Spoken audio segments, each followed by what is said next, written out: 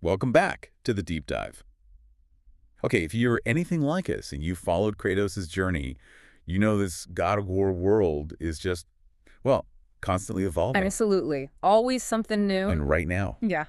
it's absolutely buzzing. Seriously, we've got leaks, we have rumors, and some really fascinating insights, actually, that kind of paint a picture of what might be next. Right. For Kratos, for the whole universe, really. Exactly. We've got Yeah. a stack of sources here, articles, insider whispers, you name it.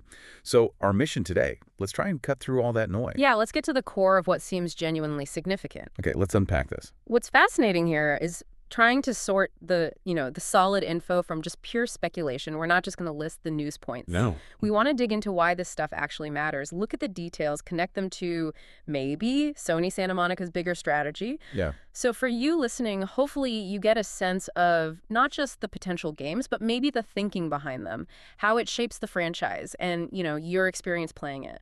Precisely. And let's dive straight into what feels like the biggest, maybe most immediate news. Okay. The headline that's kind of everywhere. Reports suggest 2 new God of War games are actually in development. Right. 2, not just 1. 2 distinct projects. Hmm. Which, I mean, for fans, that's huge. It says the saga isn't over. Not by a long shot. It really is big news. And digging into that, especially what Screen Rant was reporting, one of these games, it apparently will not feature Kratos as the protagonist. Woo, okay. Yeah. Just think about that for a second. I mean, God of War eyes Kratos for so many people for nearly 20 years. It really is. So this isn't just, a new character. It feels more strategic. Like Sony Santa Monica might be trying to, make sure the God of War IP itself can grow beyond just him. Future-proofing it, kind of? Exactly. Think about franchises like, say, Final Fantasy or Zelda. They keep going because they evolve past just one specific character's story, right? Sometimes totally different settings even. Good point. So for players, I mean, maybe we get to see the 9 realms or perhaps totally new mythologies through a completely different perspective. Imagine playing as, I don't know, a Valkyrie or someone caught up in the politics of Asgard or something. The God of War without Kratos. It's kind of wild to think about. Divisive, maybe, but also, yeah, potentially really exciting. It's definitely bold. Yeah. Shows they're willing to take risks to evolve the brand. Which can lead to amazing things. But okay, the burning question for a lot of people is probably still, what about Kratos himself? Because while we're talking new faces, there are also these leaks.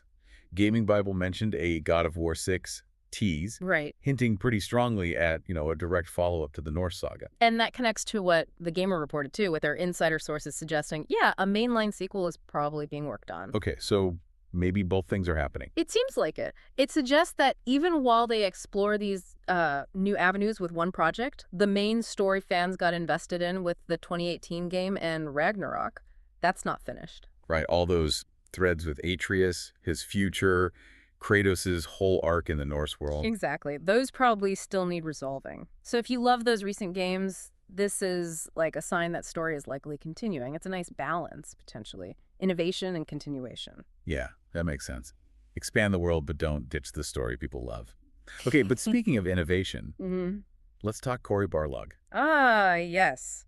The creative director behind The Big Shift in 2018. His next project has been kind of shrouded in mystery. What's the latest reliable word on that? Well, Jason Schreier from Bloomberg, who's usually spot-on reported, and Games Radar Plus picked this up, that Barlog's project is not a totally new IP. Okay, so it is related to something existing. Right. And also, importantly, it's not sci-fi. That kills off some older rumors. But here's the really intriguing part. Yeah. It might feel like a new IP because it involves a substantial reinvention. Substantial reinvention. Okay, that's loaded. What does that even mean in this context? Like, how substantial are we talking? That's the million-dollar question, isn't it? I mean, we're not just talking a graphics update or a few new mechanics, probably.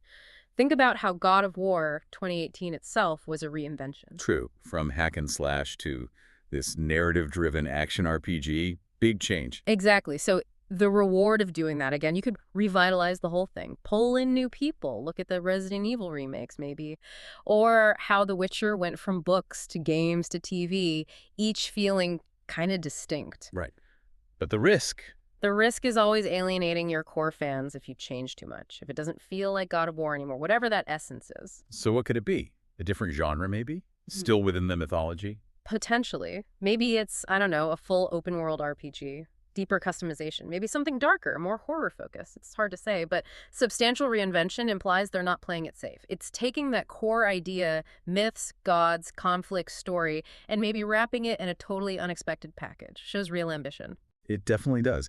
And, this focus on big single-player experiences, it actually ties back to a strategic decision Sony made earlier this year. Oh yeah, that's super important context for all of this. They canceled that rumored live service God of War thing. That's right. The Verge reported on it. There was discussion on Reddit too. It confirmed Sony Santa Monica was like pivoting back towards more traditional single-player experiences. Which, in today's market, feels significant. Hugely significant, because the industry trend often seems to be chasing that live service model, Endless updates, monetization. Battle passes. Right. My wallet's definitely happier they stepped back from that. But seriously, it shows they're doubling down on what made God of War huge in the first place. Those rich, story-focused campaigns. A complete experience. Yeah, it's reassuring for fans who prefer that deep dive, Totally. It underlines their commitment to that style of game, which fits perfectly with developing, potentially, both a big mainline sequel and this other, perhaps experimental, Kratos-less title. That context really helps frame these developer rumors. Okay, so before we wrap up, we should probably touch on the other stuff flying around, too. Because with God of War, there's always speculation. Yeah, absolutely. It's crucial to be clear here. People talk a lot about, say, remasters of the Greek games or maybe an Egyptian setting spin-off. Which sound cool, obviously. They do, but as of now, there's been no formal confirmation about any of that. None. So while it's fun to imagine, we need to separate what reliable sources are indicating is actually in the works from, the wish list stuff. Good point. Stick to what the evidence suggests for this deep dive. Exactly. Okay, so let's try and pull this all together. What does this all mean for you, listening right now, if you love God of War? Well, it looks like you've got at least 2 new God of War games potentially coming down the pipeline. Right. One seems set to take a big leap, exploring the universe without Kratos in the lead. That promises something really fresh. Potentially a whole new perspective. And then alongside that, it really looks like a mainline sequel is also happening. Thank you so much for joining us on this deep dive into what might be next for God of War. Thanks for having me. We'll catch you on the next one.